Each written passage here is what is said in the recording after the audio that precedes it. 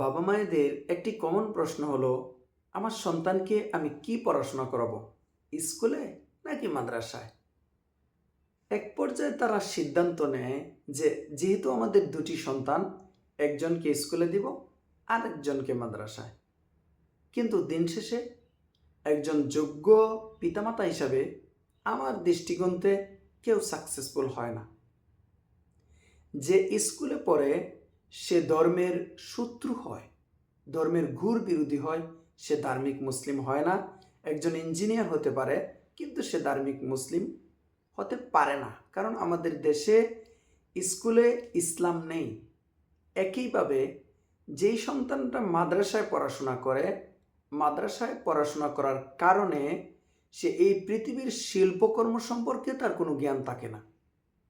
কাজেই একজন যোগ্য পিতামাতা হিসাবে যারা হতে চান, তাদের প্রথমেই একজন ধার্মিক মুসলিমের দিকে আপনাকে আপনার সন্তানের জন্য ফোকাস করতে হবে। তারপর তাকে ইঞ্জিনিয়ার বানাতে হবে, ডাক্তার বানাতে হবে। কারণ কোরআন বলছে, ওয়াতিলকাল আমসালু নাদরিবুহা লিন্নাসি লাআল্লাহুম ইয়াতাফাক্কারুন। আমি এই সমস্ত দৃষ্টান্ত বর্ণনা করছি মানুষের জন্য, যেন তারা চিন্তা ভাবনা করে, কোরআন নিয়ে যেন গবেষণা করে। কোরআনে আধুনিক বিজ্ঞানের কথা আছে, চিকিৎসা বিজ্ঞানের কথা আছে। কোরআনে সমস্ত বিজ্ঞানের মূল টিমস কোরআনের মধ্যে আল্লাহ পাক দিয়ে দিয়েছেন। কাজেই এই পৃথিবীর শিল্পকর্মও কোরআনের জ্ঞানেরই একটা অংশ। যদি আপনার সন্তানকে একজন ধার্মিক মুসলিম বানিয়ে ইঞ্জিনিয়ার, ডাক্তার বা যে কোনো শিল্পকর্ম শেখাতে পারেন, তাহলে আপনি হবেন একজন সফল বাবা।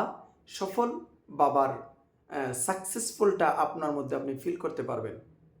আর যদি সিদ্ধান্ত নেন একজনকে মাদ্রাসা পড়াবেন আর একজনকে স্কুলে পড়ে ইসলাম বিরোধী হবে, আর মাদ্রাসায় পড়ে সে ইসলামের পক্ষে কাজ করবে, কিন্তু সে হবে এই দুনিয়াতে অবহেলার একটি পাত্র।